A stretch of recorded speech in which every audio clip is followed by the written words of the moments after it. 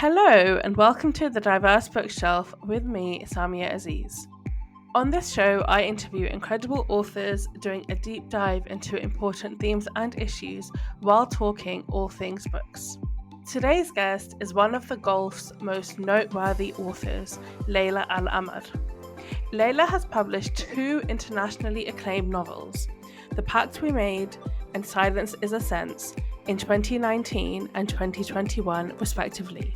Set in Kuwait, The Pact We Made revolves around the main character, Dalia, a young Kuwaiti who is pressured to get married by her traditional family as she approaches her 30th birthday. But all she craves is more independence and a life as an art student in the US. It follows the struggle that emerges within Dalia from living a life that is significantly different from the one she desires, all while she harbours a long-kept secret. The second novel, Silence is a Sense, tells the story of an unnamed Syrian refugee who finds herself mute in her new community after an arduous trip from war-torn Syria to the UK. It follows her journey of making sense of her new surroundings and her place within them, as she writes about her experiences for a British news outlet under the alias The Voiceless. Layla AlAmmar is a writer and academic from Kuwait. She has a PhD in Arab women's fiction and literary trauma theory, and an MSc in creative writing from the University of Edinburgh. She was the 2018 British Council International Writer-in-Residence at the Small Wonder Short Story Festival. Her debut, The Pact We Made, was longlisted for the Authors Club Best First Novel Award. Her second novel, Silence is a Sense, was shortlisted for the William Saroyan International Prize for Writing. She has written for The Guardian, Lit Hub, The Times Literary Supplement, Arab Lit Quarterly, and The New Arab. Hi Layla, thank you so much for joining me on the Diverse Bookshelf today. How are you doing? I'm doing great. Thank you for having me. This is really a wonderful opportunity. Thank you. So you've written two absolutely stunning novels. One is called The Pact That We Made, and the other is Silence is a Sense. And they're both so kind of like beautiful and intricately woven. And you've given us some characters that, quite frankly, have stayed with me for a really long time.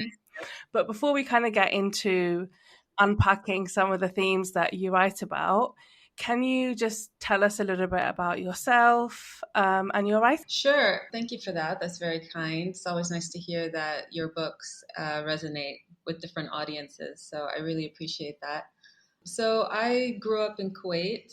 I have a Kuwaiti father, American mother, but I was raised here. And I suppose, for me, creative writing was always kind of a hobby. Been reading since I was very, very young. And I started writing, I suppose, quite early on as well, when I was maybe 9 or 10 years old. But it was always kind of just a hobby. It wasn't something that I thought about pursuing even semi-professionally or in terms of getting published. And when I was growing up, there really weren't those avenues to pursue here in Kuwait. In terms of taking creative writing courses or, even book clubs, really, or writing workshops or anything like that. Fortunately, those things are available now, but they weren't when I was growing up. And so really no one saw my writing. It was just a very private thing that I did for myself. And then, I kind of went in a more traditional direction, I suppose, in terms of pursuing a career in finance and joining the corporate world, which is not something that I was very passionate about. And I did that for a few years, and I was also kind of writing on the side at the same time. But then I thought to myself, if I don't start taking my writing seriously now, it's never going to happen. And so I ended up quitting my corporate job and went to the University of Edinburgh to get a master's in creative writing, which I realized how fortunate and, what a fortunate position I was in to be able to do that. Not everyone has that kind of opportunity. Yeah. But, being there for a year surrounded by other writers, and Edinburgh is such a literary city, and, you have the book festival there, and, just being in that environment was so important for me in terms of growing as a writer and learning how to take feedback on my writing, which was something completely new. And that was when I first started submitting short stories to publications and for competitions and things like that. And the Pact We Made was actually, it started life as a short story that I wrote for my master's program. And then after I graduated, I spun it into a novel because I just felt like there was more to tell of that story. And so, yeah, once that was done, I decided, I'm going to try and get a literary agent, which I did. And then the publishing deal came after that very quickly. And, it all just kind of happened from there. That sounds like a really interesting journey, I guess, because you didn't start writing professionally. And this, I feel like, is something that we're seeing a lot more now. A lot of authors sort of say, well, I dabbled in science or finance or something, and I never thought that I could turn my hobby of writing into something, into a career. So and I think it's so nice as well to know that you don't have to stick to one thing, and that also that it's almost never too late to pursue something like writing. No, I So took a lot. Yeah, that's really lovely. A lot And also, of I love detours Edinburgh on my way. I took a lot of detours. Yeah. So I'm going to get straight into some of the heavy stuff, actually. So you, in both of your books, you talk about trauma. So we have this theme of, like trauma, something really traumatic and awful happening to both of our protagonists in both The Pact We Made and also in Silence is a Sense. And I mean, very different, really different experiences, because obviously one is pertaining to the refugee experience and one is more about abuse and sort of family life and gender issues growing up in the Arab world, I guess. But I found it fascinating because I find narratives around trauma really interesting, and I'm interested to see how they're kind of developing and how they're changing, and how can we talk about trauma in a way that still promotes dignity and offers hope, and that really kind of puts the person telling the story at the center of the story. But I want to hear from you, like why did you decide to have trauma? And I think especially at the heart of Silence is a Sense, like why did you decide to write about trauma, and why was it important for you to write about it in the way that you did? Yeah, no, I'm the same. I've been interested in trauma for a very long time, and how trauma is narrated and how it's told, whether in fiction or nonfiction, actually. And my interest in it kind of, I suppose it grew quite organically in terms of I had an early interest in psychology and Freud and Jung, and that this idea of what goes on in the mind at the most basic fundamental level. And Freud is the one who begins trauma theory in the late 19th century. He's the one who really kind of begins thinking about the mind in a non-strictly biological sense, which is how it was thought about previously. He begins listening to his patients and trying to work out what the underlying issues are, which are producing these physical expressions of trauma. And so that's something that I was very interested in for a long time. And I was always reading about, memory and what trauma does to memory, what trauma does to the self, how it's processed, how it's articulated in narratives, how it's passed on through generations. Generational trauma is an enormous topic. So all of these things were very interesting to me. And I think that for writers, especially, reading is really the fuel for the engine of writing. So whatever you read is really going to come out in your writing one way or another. And so, it made sense that when I started writing novels, that they would kind of revolve around these themes and topics that I was already interested in, which was trauma, identity, memory, all of these things. And they sort of get articulated or get expressed in certain ways. And so, like you said, with The Pact We Made, it was quite individualized, quite localized, a very specific part of the Kuwaiti society is represented there. It's not the entirety of our society. It's a very, very focused story. Whereas, as you say, Silence is a Sense is broader, and there's overlapping traumas that are expressed there, from personal to political, individual to collective, generational. I mean, it's all there in these different layers. And I was very interested in seeing how all of these relate to each other, and kind of picking that apart. So yeah, I mean, it's something that I've always been interested in. I actually just finished my PhD thesis, and it's also on trauma in Arab women's writing. So it's a topic that I'm very, very focused on, both as an academic and as a creative writer. And I think it's important because so much of trauma and the discourse around trauma has been dictated by Western Eurocentric models. This is where our theories came from. And the theories were then used in a literary sense, applying to Western traumas as well, whether it's, veterans returning from war, or shell-shocked soldiers from war, or, these were the narratives that we were looking at.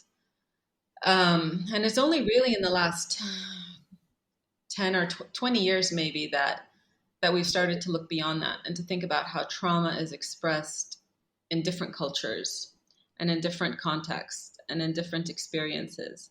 And so, for my novels, I try to bring that out. I try to think about trauma in an Arab sense, and I try to think about my characters as Arab subjects, and our traumas are different, and the way we deal with them is different.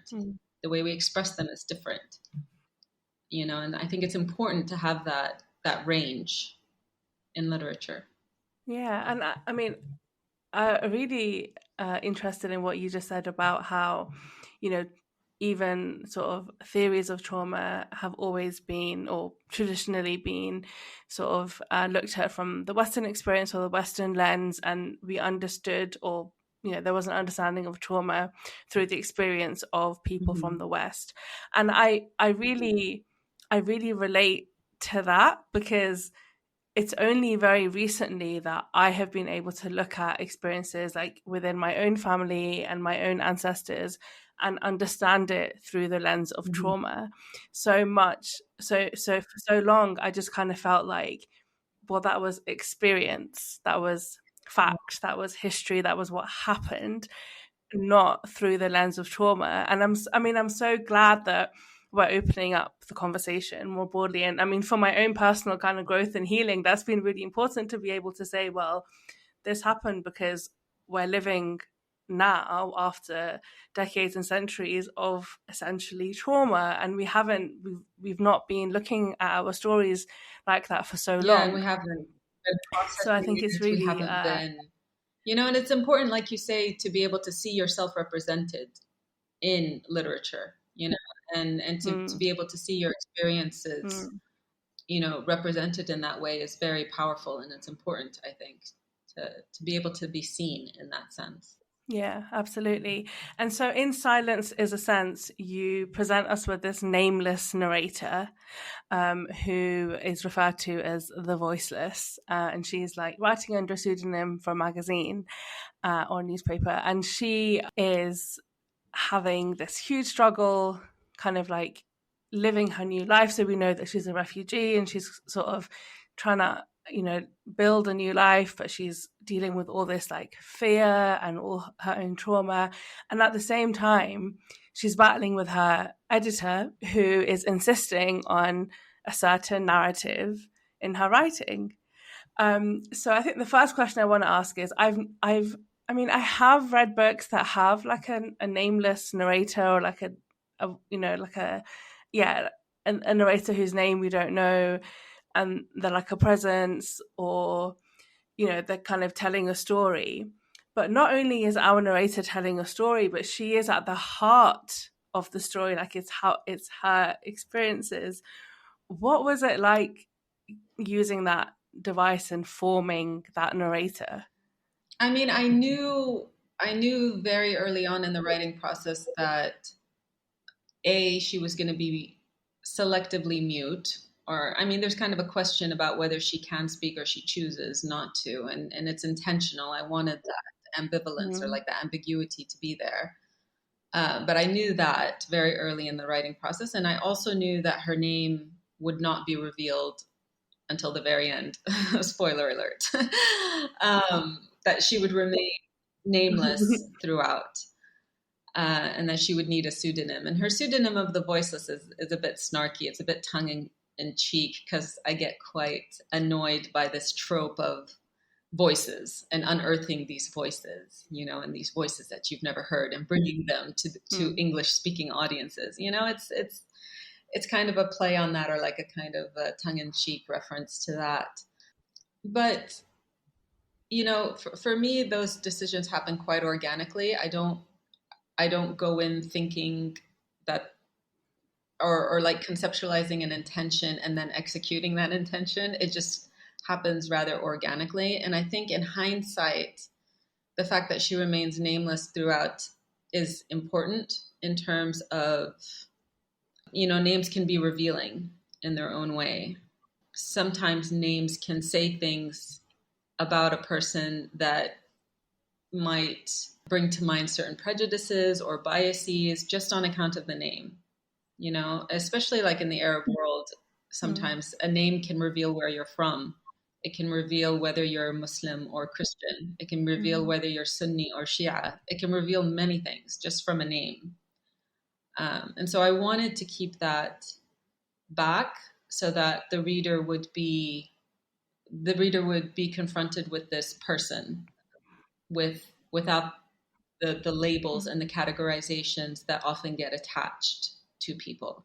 So I mean, I found it really fascinating that she was nameless for so long, and I think it also helps force you as a reader, but also as a person, to dig deeper in understanding who the person is. Like you said, when we know somebody's name, we have prejudices, but also we kind of feel like we know them even though we don't know them, just because we know their name. I think it creates this sort of level of connection or familiarity that is actually very surface or you level. can make assumptions, but it seems to give us some kind of, you can make assumptions about a person.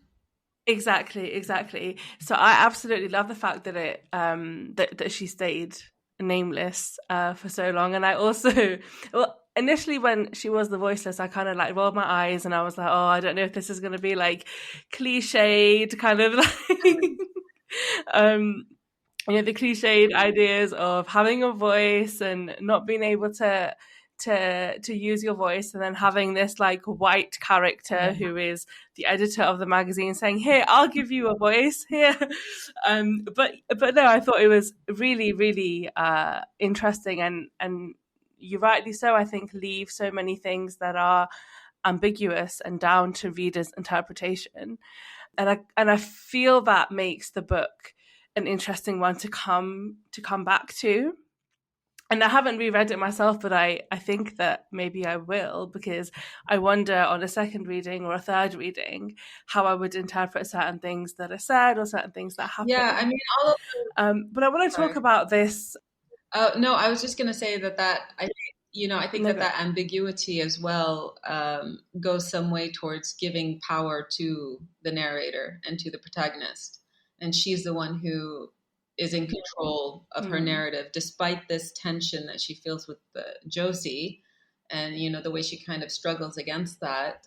At the end of the day, I'm asking, you know, me as a writer, I'm asking the reader to let her tell the story the way she wants to tell it, rather than the way the reader expects to receive it. And, you know, I think that puts some agency back in her hands and puts the power back with her. Yeah, and that's really nice reflections to hear as well, because not only throughout the novel, the character herself is struggling for this agency, but to think about it in like a multi-layered way, to think that even the writer in writing the character in a certain way was trying to give her agency, I think is really, really, really nice. And I think it just adds more to the reading experience. And I want to unpack this sort of issue that she has with Josie, which I feel like is so relatable, but also such a representation of what we have when we think about representations of trauma, and also sort of narratives of history. We have who's right and who's wrong, what really happened, but also kind of this idea that in order for people to feel sympathy towards a community that is dealing with war or refugees or whatever it may be, that we have to lead with trauma. And I find it, because I work in the charity sector, I see this a lot, and I find this is a huge challenge that we have, is that how can we really portray narratives that are empowering, that allow people to tell their stories and don't just make them relive their own trauma in order for for what we perceive people to then relate to them. Because I don't think we only relate to people, or we only feel sympathy for people when we understand the depths of their suffering. I think human connection and empathy is a lot bigger than that, and a lot better than that as well. But I just wondered if you could reflect on that. Yeah, I think you're absolutely right. And in writing this novel, I was obviously looking at a lot of refugee testimonies and documentaries and books, and and especially with the mainstream media, there becomes this sort of predetermined, prepackaged way that refugees tell their stories in order to be consumed by the reading public. And there's always this kind of sense of, well, they have to prove that they belong here or that they deserve asylum, and it's, as you said, a lot of it is performing their trauma. Tell me the series of events that got you here. Tell me so that I can determine whether you deserve to be here or not, whether your story is sad enough to warrant it. How can I sell you to the public? It's this kind of commodification of sympathy, and it's really distasteful. It's really distasteful.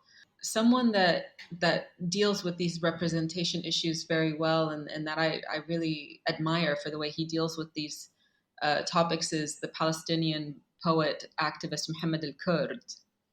I don't know if you're familiar with him, but he writes his poetry in English. He's very active in world media and Western media in terms of presenting the Palestinian cause. But, one of his things is that not all Palestinians are great people. Some of them are not nice. Some of them are terrible, but that doesn't mean that they deserve what's being happened to them. And thinking about, the refugee narrative in the same way, where it's like, you don't have to present as this grateful refugee. You don't have to present as this perfect human being, And so with the protagonist in Silence is a Sense, I tried as much as I could to make her a real person. She has her own biases and her own prejudices, and she is judgmental of people, and she makes kind of snarky, throwaway comments and judgments about the people that she sees in her apartment estate or complex.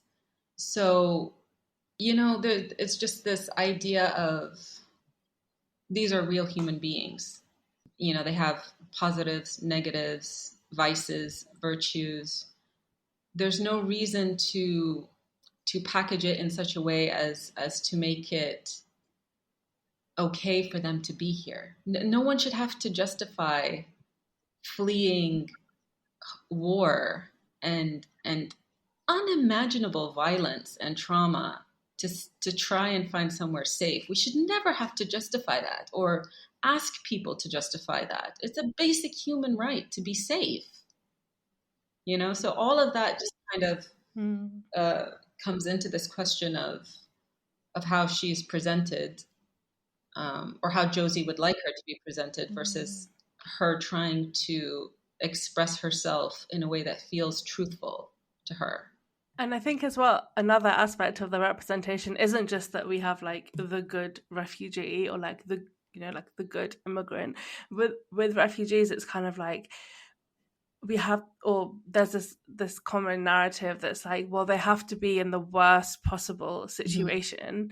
I remember there was a time where people were like, well, how do Syrian refugees on the boats, how do they have mobile phones, and why are they wearing this kind of clothing, and why do they have this, ignoring the fact that these people had a life before or even during war, and sort of dehumanizing them to the point that's like, well, they're only worthy of being accepted as accepted as kind of, the refugee status or given asylum if they've lived in the worst possible inhumane condition. Yeah.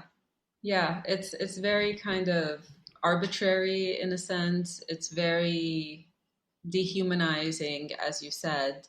Yeah, people often forget that as you say, these are people just like you and I. These are people who had jobs and went to school and were just trying to raise their families in a safe environment.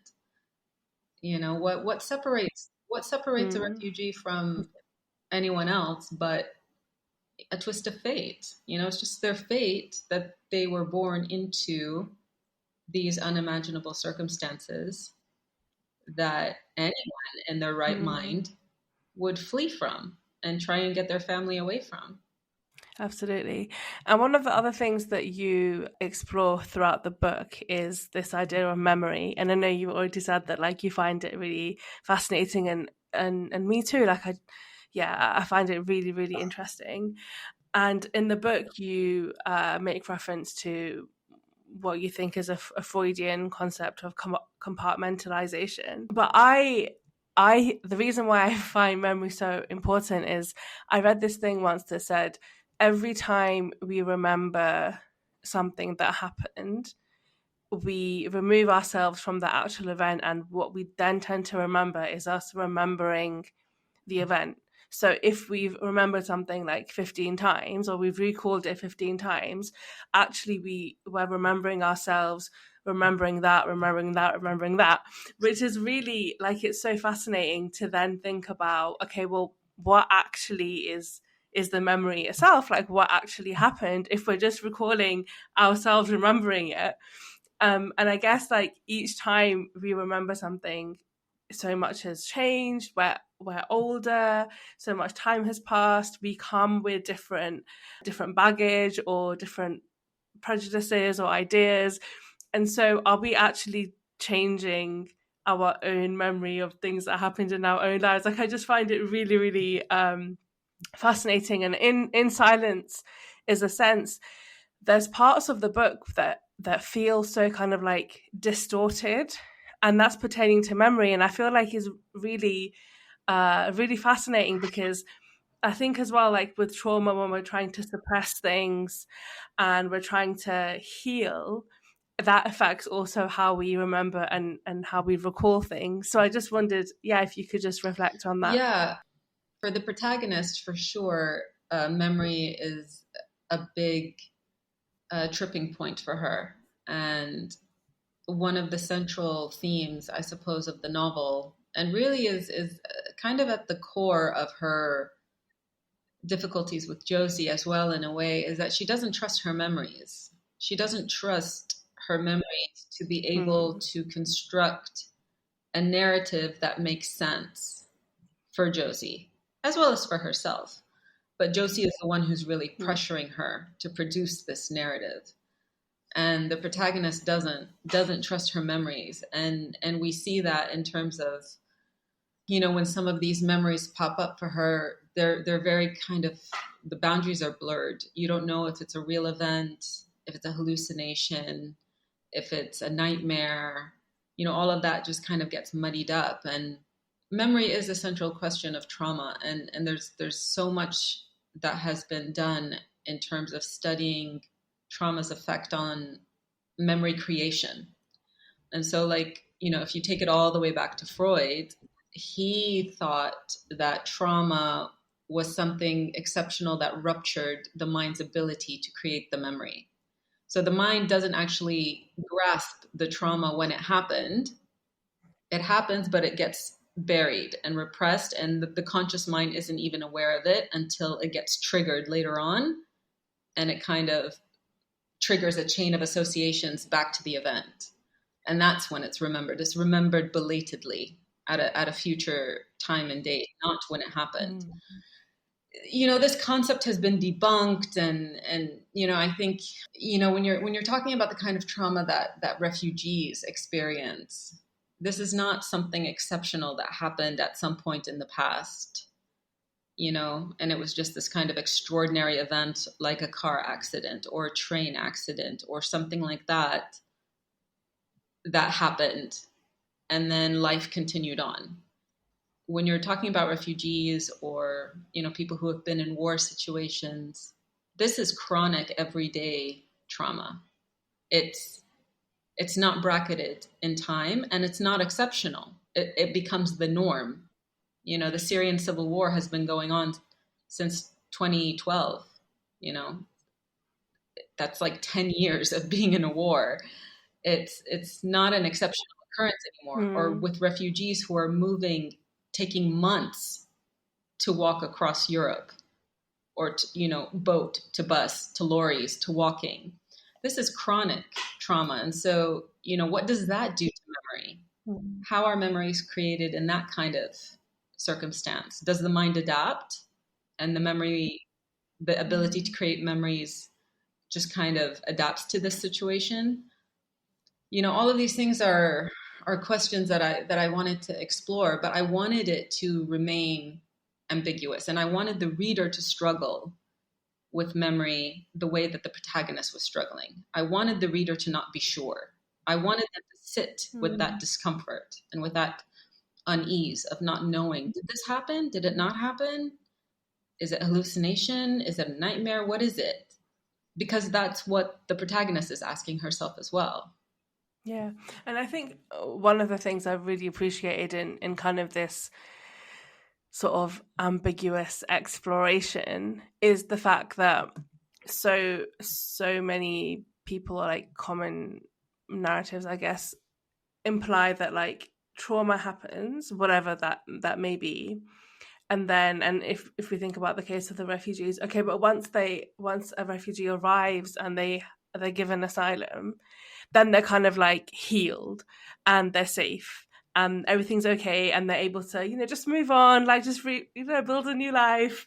But actually, like what you present is I think two separate things. Is this idea that actually like healing is complex and it is painful and it is long, and this is why we have intergenerational trauma, because trauma ends up being passed down because healing is so messy, and it can take so long. But the other thing is as well is that, are we ever really safe? And I think one of the parts of the book that like really kind of felt like a dagger to my heart was when we have in the book elements of Islamophobia and attacks and also other forms of violence and trauma that happen domestically in the UK to different people. And the narrator, she says at one point, but I thought that I was going to be safe. I thought I was going to be safe here. And just that feeling of, although you may have fled war, and that I can't even imagine like how traumatic that must have been, but to then live in a country where you still feel threatened. And I feel like this would probably be the experience wherever you move to. I don't think this is specific to the UK, right? Like the othering that happens, the kind of threat to your safety pertaining to your visa and your legal situation, but then Islamophobia as well, and racism, and then the institutional barriers that you face as well.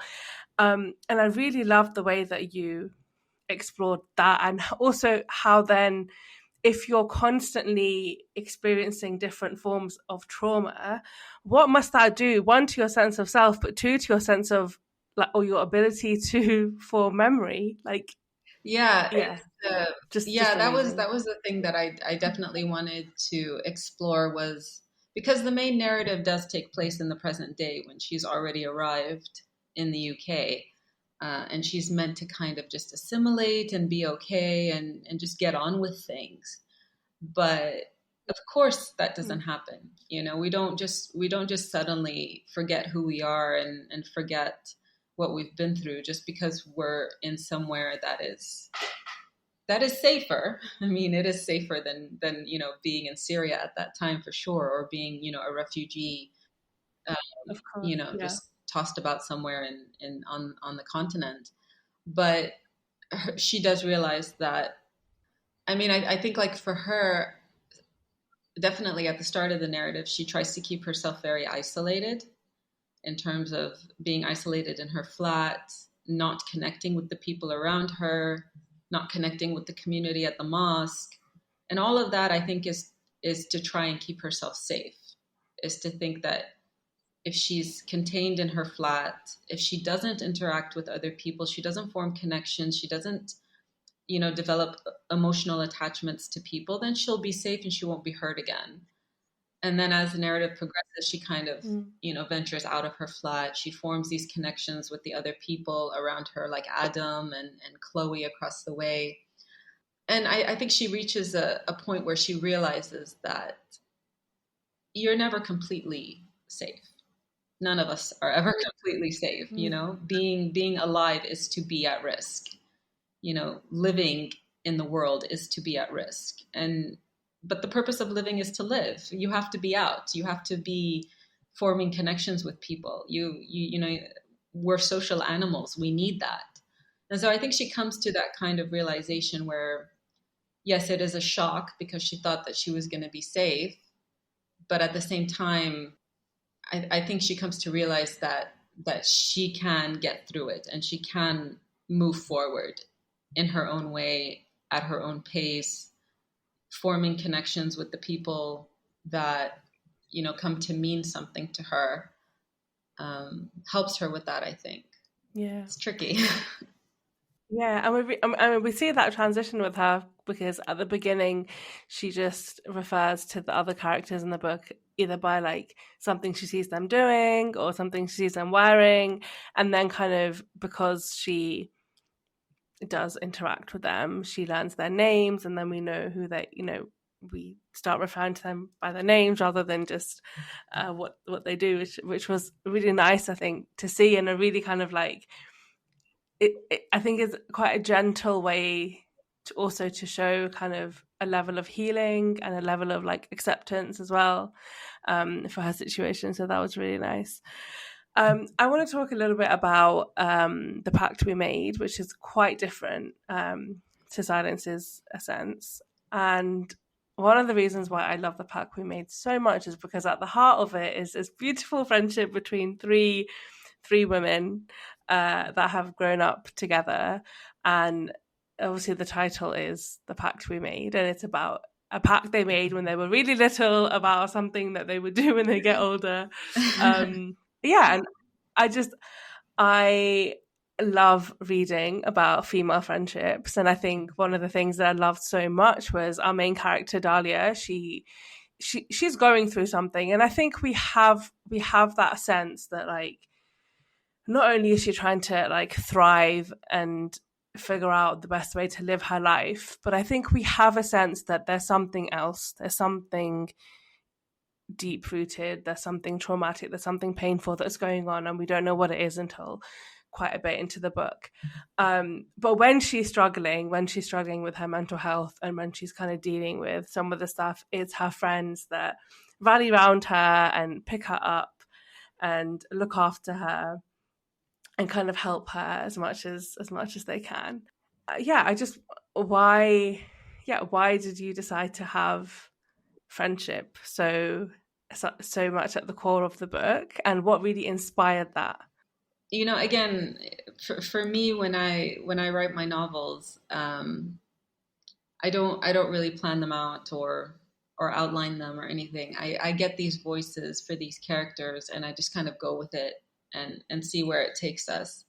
And so for Dalia, like I said, that novel grew out of a short story, and Dalia and her two friends were present in that short story. It took place at a wedding. I'm not even sure if that story made it into the novel in some shape. It's like 5 or 6 years old, so I don't remember this. But it was like them at a wedding, and the kind of rituals and things that we do at weddings sometimes here were happening around them. So Dalia and Muna and Zaina were present as a triad very early on in the writing, and they each have different characters. Muna is very different to Zaina, and they're both very different to Dalia, but they have this very strong connection between them, and this very sisterly connection between them. And I think it was organic for sure to do that. I didn't feel like I had to force that in any way, and it's the way I grew up. Our culture is very communal, and we have very strong bonds with women. I don't know if the Pakistani culture is the same, but for us, a lot of times our social activities are segregated. So the women get together, the men get together. Even in our families, the men will sit on one side, the women will sit on another side. So we form these very strong bonds with other women. And so it felt natural that the three of them would have that kind of connection and would be there for each other. And even when they don't, even when they disagree, even when they're disappointed in one another's decisions or actions that they've done, there's still that love and that bond and that support that's unconditional, and I think that it's really beautiful the way it plays out in the story. And like I said, it's something that I did not plan. It just it just happened, but I think that and it's poignant because it's like you said, when they have this pact initially, it's when they're quite young. But the present day narrative takes place when they're all around 30. And so life has taken them in different directions, and life has played out in a way that none of them expected it to play out. But they're still together, and they still come together. And I think that those are the most important relationships that Dalia has. And they see her through a lot. Absolutely. And I mean, I think we are seeing a little bit more now in the media, in literature, of female friendships. But for so long, we didn't see it nearly enough. And I think what we saw was actually like women against women in the workplace. Like if you think about most like American rom-com movies, there may be a female friendship, but there's also usually a woman at work who is bullied by her manager, who is also a woman. Yeah. Like there's, and that seems to be just like a standard accepted, well, this is how women are, which I feel like is very unfair, ridiculously reductive, and just doesn't pay tribute or respect enough the beautiful bonds that women have, and actually how important female friendships are. I think at all points in your life for various reasons. And yeah, like when I think about in my own life, like I can't imagine not having friends and how difficult it must be if you are in that situation, because for so many times when like I really needed help, it's my female friends that I've turned to that have held up a mirror if I've needed it, or whatever they've had to do, drag me out of bed or whatever it is, and I'm so grateful for that. And actually I remember when sorry no I was going to say that especially in cultures where for whatever reason you might not be able to be that open with members of your family, in terms of like romantic relationships, if those things are not done, and it's like a cultural taboo, your female friends become that space where you can be open and you can share and you can talk, and without being judged or so I think that they offer that kind of avenue as well. That's important. We all need that. Yeah. And actually I don't know if you remember, but when I read The Pact We Made, and obviously throughout the book basically Dalia has to make decisions about what she wants to do, who she wants to be with, where she wants to live, what kind of life she wants to have. And I think you present us with like 2 or 3 kind of like different avenues that she could pursue. And then obviously she makes a decision, and I messaged you and I was like, why did you decide that for her? Like, why didn't you choose this other one? And you were just like, Samia, I had to do what was right for the character. I didn't have this thing in mind. I just kind of went with it. I was like, okay, calm down, Sabria, it's fine. But I just remember feeling the urge to, I wanted to know, like, why did she decide, why did she choose that route? Why didn't she choose something that actually to me felt like maybe a better option? And you just said, well, I had to do right by the character, which I thought was such a good response. And now hearing you say that you don't plan out things and you kind of have to just, you kind of go with the flow, makes complete sense. And at the time as well, when I really thought about it, I was like, well, actually, yeah, that was the right thing for the character that we've gotten to know for like the 300 pages before. Like, that was exactly the right thing for her to have chosen. So I really, and thank you at the time as well for giving No, me a believe me, response. you're not the first or the only one to come at me for the ending. Many people have come at me for the ending. I've done a lot of like book club Q&As, and that is always a question that I get asked. Why did you let her do that? Why did she make that decision? And I understand that it's a decision that doesn't sit well with some people. Some people think it's anti-feminist or it's not feminist enough, and those criticisms are perfectly valid.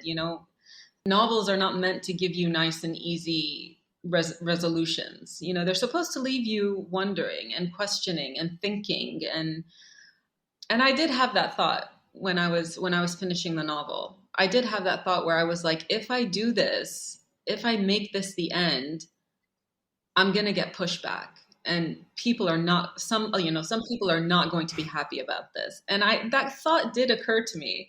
But at the end of the day, it's like I said, you have to be true to your characters. Otherwise, it's not going to sit right with you, the writer, first of all, because you've done something that did not feel right for the book.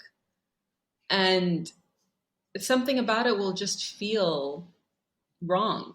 And I think the readers will see that, that's kind of out of character for her. Why did she do that? That doesn't seem like something that this character, and characters are people. Characters are not, just like stock images, that's just like boom, boom, boom. This is a checklist of what this person is. They're people. The way that I write them, the way that I construct them is as people, and people are complicated. People don't always make the decisions you think or you expect or you want them to make, but I thought that for Dalia, given the experiences that she's had, given her psychological makeup, given her particular background, that this is what she would do. This is what felt right. And, as a writer, you have to be true to that. Otherwise, what are you doing? What's the point of writing a novel if it's not going to be authentic and true to how you feel it? I couldn't live with myself if I made a different choice. Absolutely. That's really, really nice. I think to hear those reflections from you, and yeah, I think you're right. It's difficult to make a decision based on how you think people, or informed by how you think people may react to it, but also to be true to the story and the characters that you developed. And Dalia was your character. There's no one that knows her better than you. But on Dalia, actually, what we see a lot is sort of this like dual sense of identity. She has a certain identity when she's at home, and she has a certain identity when she's not. And I feel like that's something that a lot of people around the world can relate to.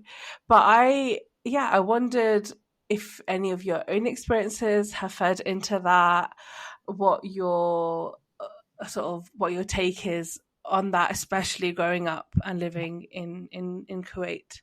Yeah, I think it's a common feeling, to be honest. I don't think it's particular to Kuwait or to Arabs or what have you. I think all of us go through at least a period. If it's not something that stays with us, we at least go through a period where we feel like we're almost performing for the outside world, Mm. pretending, wearing a mask.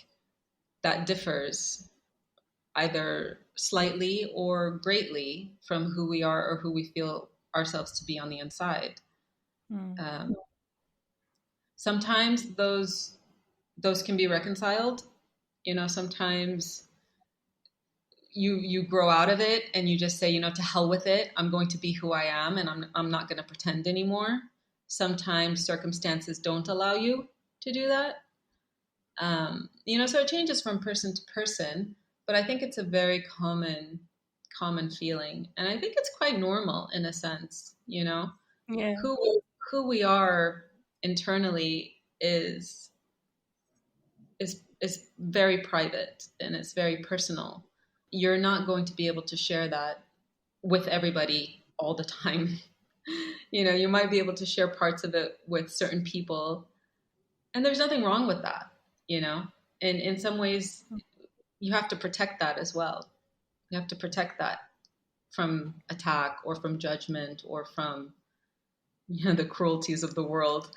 So I don't think there's any problem with that necessarily. But with Dalia, it's definitely related to the trauma and the abuse that she suffered. And with her, I kind of played with this idea, which is not Freudian. It comes from Pierre Janet, who was a peer of Freud's at the time, and where sorry, I'm going to get a little bit academic on you now, but where Freud kind of conceptualized the mind in a kind of vertical sense, where memories got pushed down, or traumatic memories got pushed down and repressed and buried. Janet had a separate model where he conceived of it as horizontal. And so you're kind of progressing along, but then if a trauma happens, it kind of stops that progression or that development, and you keep going, but on a parallel stream. So it kind of stops here, and then it continues on a parallel stream rather than being buried the way that Freud kind of thinks of it. And so I wanted to play with that concept with Dalia in terms of this thing or this period of time that happened that caused this trauma meant that she developed in a completely different way than what she would have had that not happened. And so that's where this kind of duality exists, where there's a part of her that knows and that is progressing along the lines of someone who this terrible thing happened to, but then outwardly she has to pretend to be that person that would have been had this thing not happened. So it's quite complex, but that's kind of the idea that I wanted to play with, is that there's this kind of stunted development of, and she has to create this person that might have been had that thing not occurred, and she has to perform that persona in public, acting as if nothing has happened, and she's the same as all her other friends. I'm just thinking about that. That's very complex. Very complex. But I feel like probably on some level happens to a lot of us, even if nothing like majorly traumatic has happened. It could be, I don't know, making a certain decision about subjects you study at school, or, taking a certain career path or something. Like, Absolutely. Had you not done this thing, or had this thing not happened, you would have developed in a very different way. But actually you're developing in this way, but you also want to think about the person that could have been. That's honestly really, really fascinating. Very interesting, but very complex, and I think we see this multi-layered performative nature of Dalia, which is above kind of like, society expects me to behave this way, I want to be like this, but I'm going to behave like this because society wants it of me. That's kind of like a very surface basic level of what we think about when we think about performing for society. But we see it with Dalia, and we get I think, glimpses of how actually there's something that's very complex, very multi-layered going on with her. Yeah, and also I guess that there is this sense of the loss of who she could have been had this traumatic thing not happened. Mm-hmm. And I feel like we all perhaps think about that as well, this kind of grief for the person that we could have been, but we are not because of whatever our circumstances were. Absolutely. That is 100% spot on. And you're absolutely right in terms of, it doesn't necessarily have to be connected to a traumatic incident. It could be just a result of the choices that you made or the choices that you didn't make. That what if, or what might have been. It's it is a kind of grief. It is a kind of mourning, and especially as time goes on and you see the consequences of the decisions that you made or where they took you, and you think back at certain pivotal moments where things might have been different. And I think Dalia talks about this at one point as, it's as if she has all of these multiple selves and they're kind of yoked or chained to her, and she carries them around, and it feels heavy for her. I think that's kind of a relatable feeling. It's something that I've felt certainly at times where I think back, to decisions or choices or opportunities that came that I didn't take, and if you follow those pathways, you do develop different Laylas that might have been or that could have been. And they're there, they're there in the back of your mind and you think about it. Yeah. Well, that's why there is this kind of thing is explored in literature and film a little bit. This idea that there are, in a universe somewhere, there are different versions of yourself living different lives. I don't know if you've read Matt Haig's The Midnight Library, which I didn't love, but he really explores this idea that like you literally could open, there's like lots of different books about different versions of your life where you've made different decisions at different points. I don't really think that way about the universe, but and about our lives, but it's just a very interesting concept. And I sometimes think, I sometimes think that, well, when I went to university, had I not gone here, had I accepted the offer from SOAS instead of doing this, my life would be so different. Had I later on not taken this job but taken that job, and it's I guess there is I think this loss of, or the sense of loss of what could have been. And I feel like as you get older, maybe you feel that a little bit more, maybe because you have more to reflect on, and just more more history and more decisions that you're living with the consequence of. Yeah, for sure. Definitely grows more acute as you get older. Yeah, definitely. So I have loved your two novels. Is there anything else that you're working on? Can we expect anything from you? I know you've been really busy with a PhD, but are there any books in the works or anything else? Yeah, so I finished my PhD in March, but actually during my PhD, I got an idea for a third novel, and I started drafting and just playing around and sketching things out. So I'm kind of turning the full force of my attention to it now that I have some time. So yes, hopefully there will be a third one, but it's still very early days yet. So we'll see, inshallah. Well, yeah, well, I really look forward to that, inshallah. But I think my final question for you is, with anything that you write and you kind of bring to the table, what do you hope that people will take away from your work? I don't know. I never kind of think about, well, what is the reader going to get out of this novel? I find it very paralyzing to think about the reader in that way, Mm. just because reading is such an intimate, personal experience. I don't know what people are going to get out of my novels. I hope they get something, but I never know what that something is going to be, and I never try to anticipate it. But I suppose but it's what I get out of reading as a reader. I would hope that they would get a sense of comfort, a sense of solace, a sense of quiet and calm.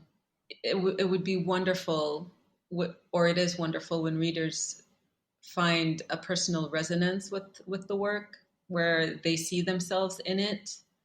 I love it when they come and they say, you did this, like you got it, like it spoke to me, it spoke to my life, it spoke to my experiences in a certain way. That's powerful for me as a writer, for me as a person, for me as a reader, because it affirms these very basic human connections that we have.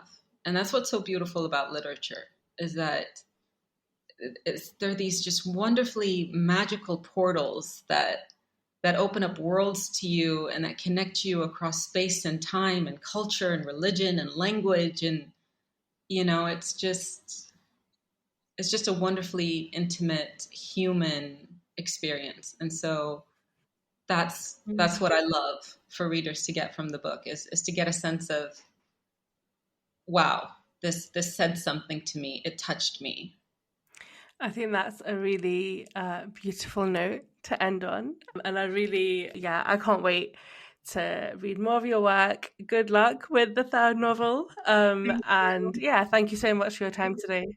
Thank you for having me. This was really great. This was really, really great. Thank you so much. Thank you so much to Layla for such an interesting and insightful conversation. I loved every moment of it, and I hope that you did too. If you enjoyed the podcast, please follow the Diverse Bookshelf on your podcast platform of choice and connect with me on social media. I'd love to hear from you. I'd also really appreciate it if you could rate and leave a review, as it helps more people find the podcast.